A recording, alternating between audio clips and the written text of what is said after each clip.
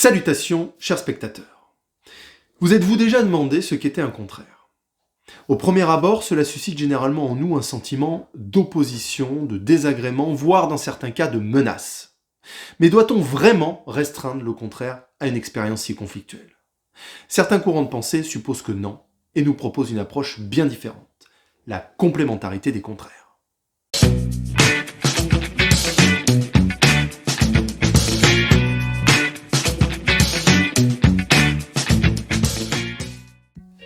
Qu'est-ce qu'un contraire ? Pour bien répondre à cette question, nous allons plutôt nous demander ce qu'est la contrariété. Du mécontentement, de l'irritation, de la déception. À première vue, éprouver de la contrariété n'est pas chose agréable ni même souhaitable. La contrariété revêt au sein de notre vision occidentale le visage d'une profonde opposition. Nous contrarie ce qui diffère de notre souhait ou de notre point de vue. C'est une erreur qui se glisse dans notre vision préétablie, un caillou dans notre chaussure. Cette sensation est due à notre manière de considérer les choses. Nous visualisons notre environnement comme un ensemble d'entités closes, qui ne communiquent pas entre elles. Pour le dire simplement, nous parcellisons le monde qui nous entoure. En théorie, chaque concept doit pouvoir correspondre à une petite boîte indépendante et fermée sur elle-même. L'ensemble des boîtes doivent former un tout cohérent. Or, dans la pratique, cela s'avère bien plus complexe. Souvent, nos petites boîtes sont trop restreintes pour réussir à y enfermer une de nos expériences. Expérience qui nous désoriente quelque peu puisque nous n'arrivons pas clairement à la classifier. Pire, ces petites boîtes divergent parfois d'un individu à l'autre et une expérience apparemment commune engendre paradoxalement un ressenti divergent. Ces petites boîtes qui représentent nos concepts, notre conception personnelle des choses, se trouvent malmenées par notre expérience. Il y a alors ce que l'on appelle contradiction. Nous sommes soumis à une tension qui devient insupportable. Notre seule issue de secours semble être la séparation.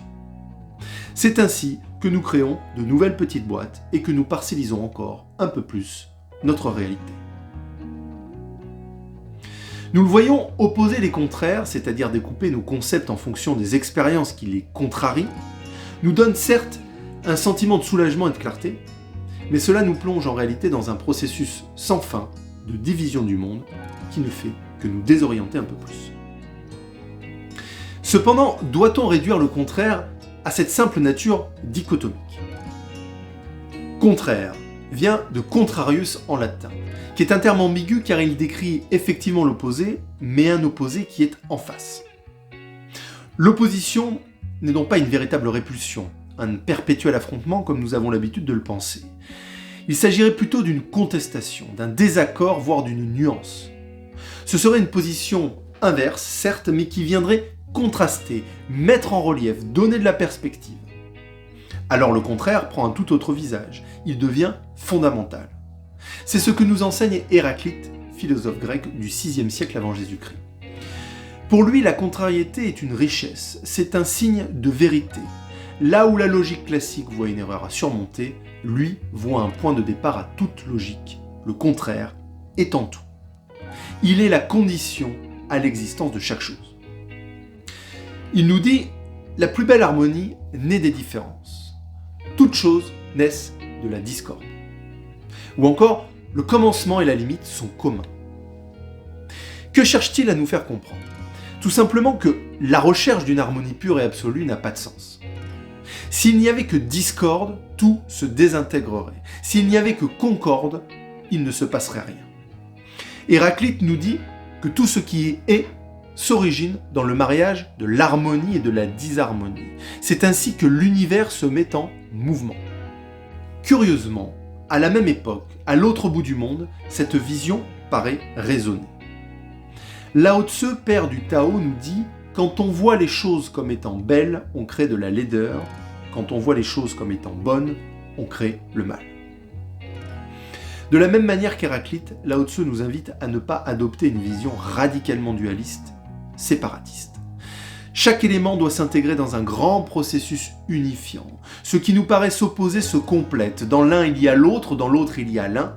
C'est cette vision qui mènera le taoïsme au concept bien connu d'équilibre entre le yin et le yang.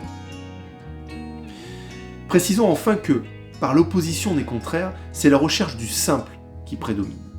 La radicalité de l'opposition nous offre un choix franc qui permet clarté, rationalité. Ainsi, la contrariété paraît disparaître, elle est dépassée.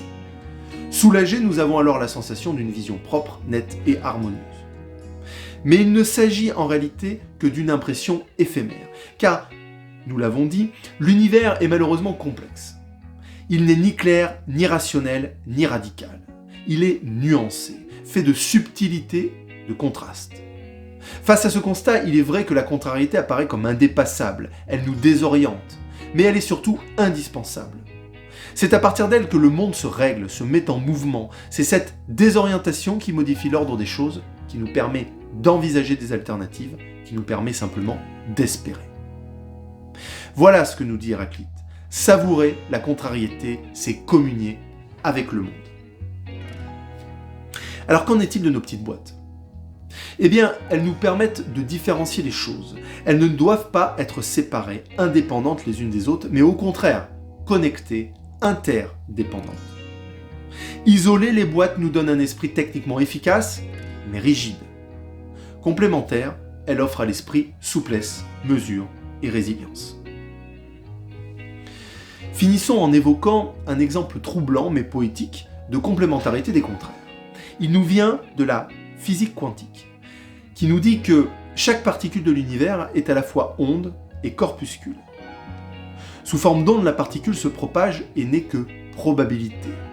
C'est quand nous en faisons l'expérience qu'elle se fige et devient un corps, c'est-à-dire bien réel.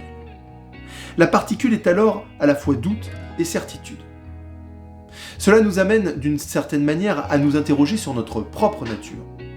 Ne sommes-nous pas nous-mêmes contrariété, c'est-à-dire dissonance et résonance à la fois ? Je vous laisse y méditer.